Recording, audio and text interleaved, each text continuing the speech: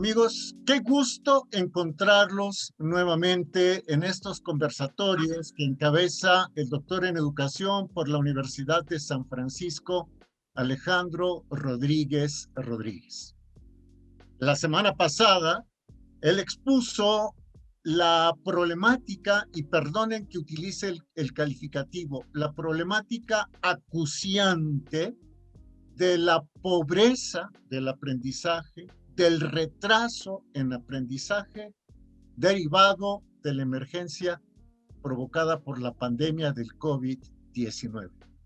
Se quedaron muchos cabos sueltos que, si usted no tiene inconveniente y el doctor tampoco, pues habremos de retomar.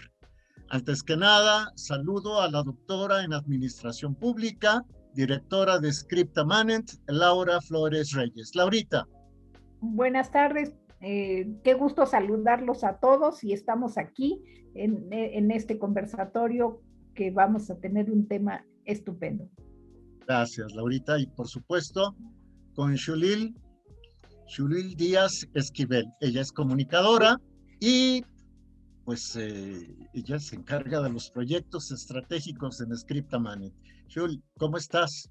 Hola, bien, profesor. Un saludo a todos y bienvenidos a Scripta Manent. Gracias. Y bueno, la bienvenida al doctor en educación Alejandro Rodríguez Rodríguez. Doctor, yo creo que ahora sí cumplimos un año con estos conversatorios. Jorge, un saludo. Xulil, un saludo, doctora Laura. Sí, un año, lo que fue un proyecto de 4 conversatorios, pues sigue.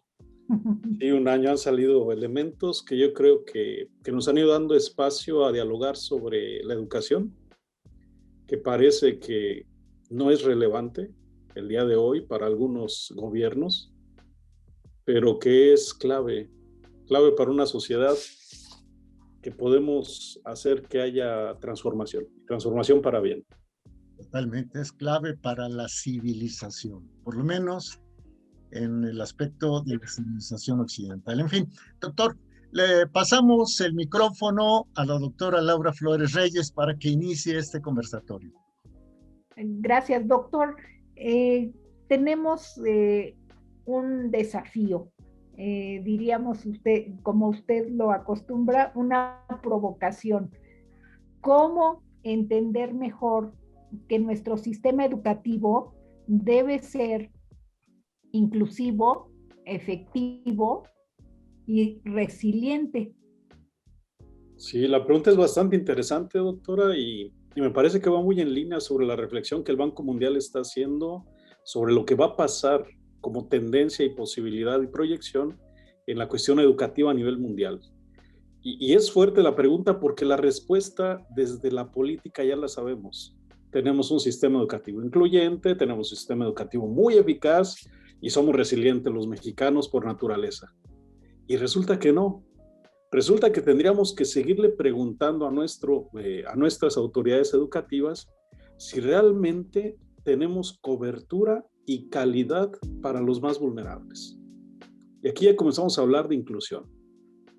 Porque vamos a hablar de la inclusión en el aula y de la diversidad que hay. No, aquí vamos a la parte del aprendizaje.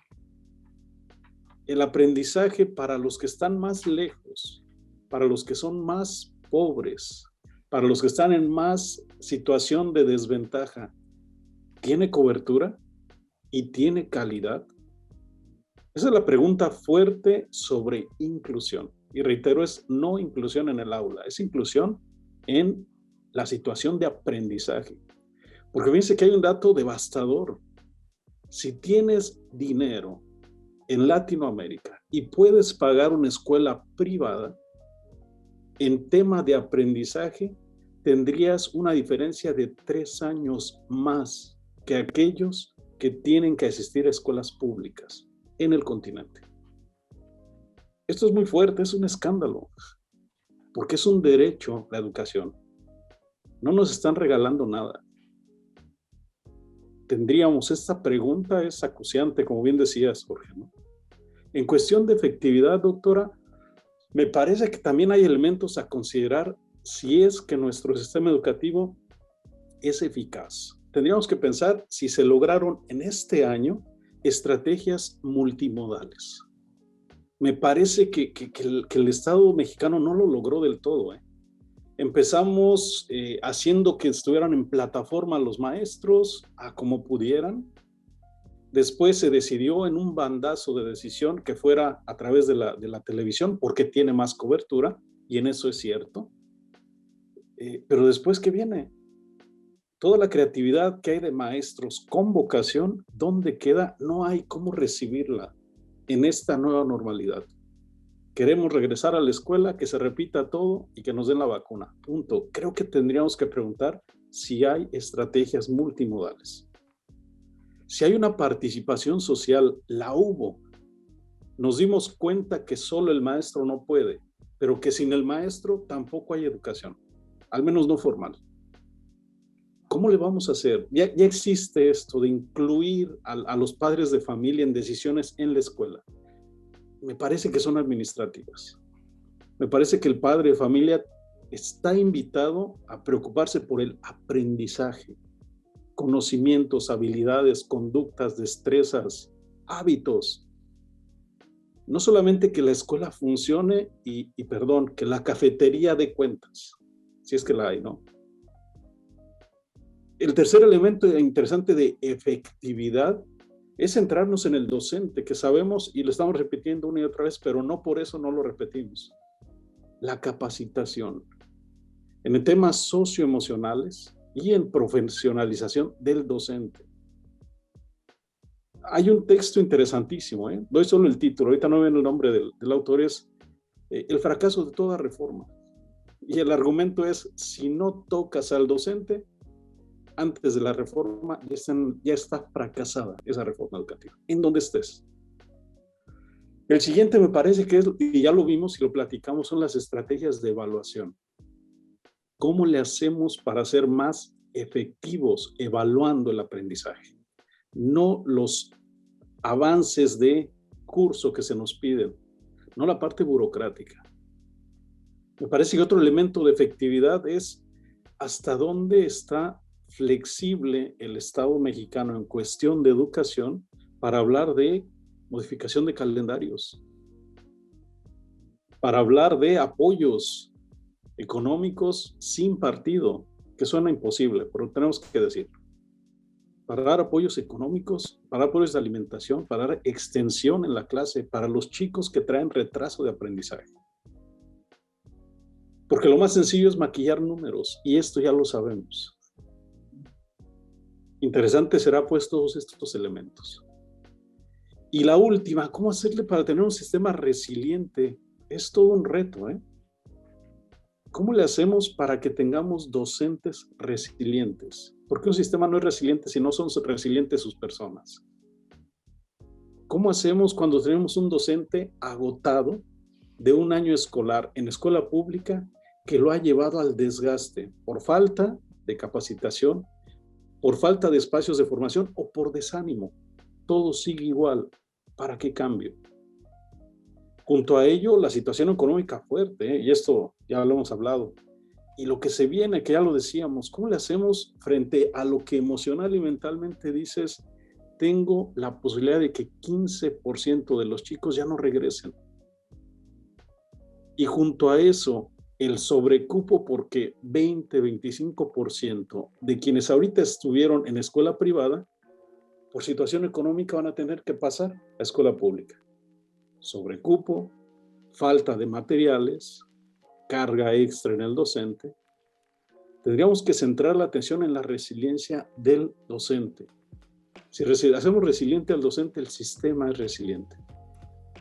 En caso contrario, tenemos el discurso que ya conocemos, donde parece que por decreto, desde escritorio, todo está bien. Es un poquito por ahí la dinámica que lleva, ¿no? Está difícil la receta, doctor. Pero es una pregunta hacia el sistema educativo. Me parece que suena retórica, pero espero que abra la conciencia y decir, sí, o sea, no te quedes solo en que quiero regresar a clase, que los niños regresen a clase para yo irme a trabajar. Hay algo más. Nos dimos cuenta que nuestro sistema educativo en México y Latinoamérica le falta. Está en profunda crisis. Es sexenal. Está perdido. No le interesa el aprendizaje. Algo tenemos que hacer. Si esta pandemia no nos abre la posibilidad, ¿qué esperamos? Chicos que en 10 años sean incompetentes en todo. Chicos que en 10 años no puedan competir a nivel internacional y seamos un país cada vez más empobrecido y más retrasado en tecnología, en ciencia. ¿Qué se parece a lo que ahorita se tiene, no? Todo un debate, todo un tema a dialogar sobre sistema educativo México y Latinoamérica. Sí, doctor. Me reservo una conclusión para dar otro ingrediente a la receta que nos está dando, que nos dio otro filósofo, Benjamín Bravo, y ahorita le paso a Jorge la voz para que nos dé su punto de vista. Gracias, doctora Laura, gracias, doctor Alejandro. Pues como usando un término futbolístico, como repartidor de juego, mejor le pido a Xulil Díaz Esquivel que continúe con esta charla. Bueno, doctor, la verdad es que sí, es un pronóstico bastante desalentador, si lo ponemos como ya en números específicos, pero ya están por retomar las clases, ya estamos a un paso de que ya terminen todas las vacunaciones y entonces los niños ya puedan regresar. Entonces, ¿usted cree que en este nuevo ciclo escolar los maestros retomen el año perdido o Mira, por política, me atrevo a decir que por política educativa no se va a hacer. Se va a buscar lo que se le llama un poquito el remedio a la situación de retraso en aprendizajes. Lo que no hay claro son las estrategias que van a llevar los maestros. Okay. Y ponte a pensar en grados que son clave. Si vamos a educación primaria, primer año, segundo año, están aprendiendo a leer. Quienes estuvieron el primer año en esta pandemia, ¿cómo vamos a lograr que aprendan a leer? Si no aprenden a leer, de ahí se genera la pobreza de aprendizaje.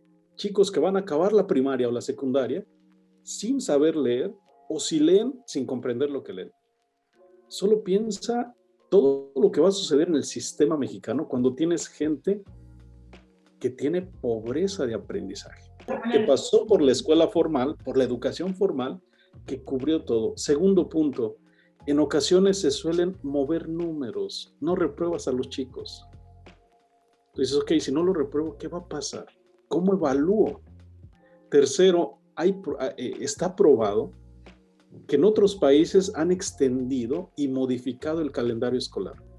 La tutoría es clave, se muestra con números que ante el retraso de aprendizaje, tutorías, clases extendidas o clases focalizadas dan resultado, hacen que se incremente el aprendizaje. Palabras sencillas, vamos a tener un sistema educativo que le permita al docente en sábados o en horario extendido concentrarse en los chicos y chicas con retraso. No lo sé, ojalá sí. Vamos a tener la posibilidad de que algunos docentes, los más experimentados, puedan dar tutoría uno a un grupo pequeño de alumnos que lo necesitan. Ojalá, no lo alcanzo a ver en la escuela pública y en la privada implica costos extras. No sé hasta dónde lo puedas afrontar. Y tercero, es esta sensibilidad que no alcanzo a percibir en las reformas educativas desde sexenios anteriores, donde tú dices, el centro es el chico, el estudiante, sí, pero es el aprendizaje de este chico. ¿Cómo voy midiéndolo? Vayámonos a prueba PISA. Estamos entre los peores evaluados. Y ahí me paro, porque si vamos a los demás es desolador. Aunque yo siempre he dicho, hay esperanza, hay posibilidad. Hay mexicanos brillantes, tenemos gente muy capaz que a pesar de lo que tenemos como sistema educativo, han logrado salir adelante y decir, no, o sea, el nombre de México es importante y no somos alguien que intelectualmente no podamos estar en un nivel de diálogo. Pero lo que es la excepción tendría que ser lo común. Qué triste, ¿no? Claro, pues sí, pero como dice, el mexicano siempre se ingenia para buscar algo más, dar ese extra y pues esperemos que sea así, ¿no? En este caso, después de la pandemia tan fuerte que nos pegó. Maestro Jorge. Gracias, los escucho con mucho interés. Doctora Laura Flores Reyes, ¿tenías por allí alguna aportación más? Solamente comentarles, en una ocasión el profesor Benjamín Bravo de la Universidad Pontificia decía, pues que hiciéramos una lista de los valores que nos gustaría desarrollar en el curso del semestre, y pues todos: puntualidad, aprendizaje, voluntad y demás valores. Y dice que le llamó especialmente la atención uno en especial: buen humor. Buen humor para el docente, buen humor para el alumno, buen humor para el papá, para la abuelita, porque es la manera de sentir confianza, es la manera de sentir que podemos cumplir los lineamientos y las normas, que no está complicado. Y pues saludo al profesor Benjamín Bravo, un destacado catedrático de la Universidad Pontificia. Es cuanto. El buen humor. Doctor, lo agrego a la receta que nos da, que es de verdad genial, y la puedo enumerar porque usted nos la ha dado con una gran claridad, que es pues lograr las estrategias multimodales, que el docente se capacite, que tenga esa estabilidad socioemocional, y en las estrategias de evaluación pues aplica el buen humor. Es cuanto. Sí, sin duda. Al mal tiempo, buena cara. Sin embargo, y seguramente ustedes coincidirán con su servidor y el doctor, tal vez, se necesita una verdadera política educativa. Una política educativa de la cual hemos carecido desde décadas. Podría decir que desde siglos, quizás. Con sus salvedades, si me permites, con todo lo que puede ser de dilema o de discusión, quizá desde Vasconcelos o Torres Bodet. Hemos padecido a los políticos en la educación. No hemos tenido educadores cualificados y capacitados en la Secretaría de Educación Pública. Pues muchísimas gracias al doctor Alejandro Rodríguez, a la doctora Laura Flores Reyes, a la comunicadora, la licenciada Xulil Díaz Esquivel. Gracias sobre todo a ustedes. Ha sido un verdadero placer, doctor Laura, Xulil, gracias.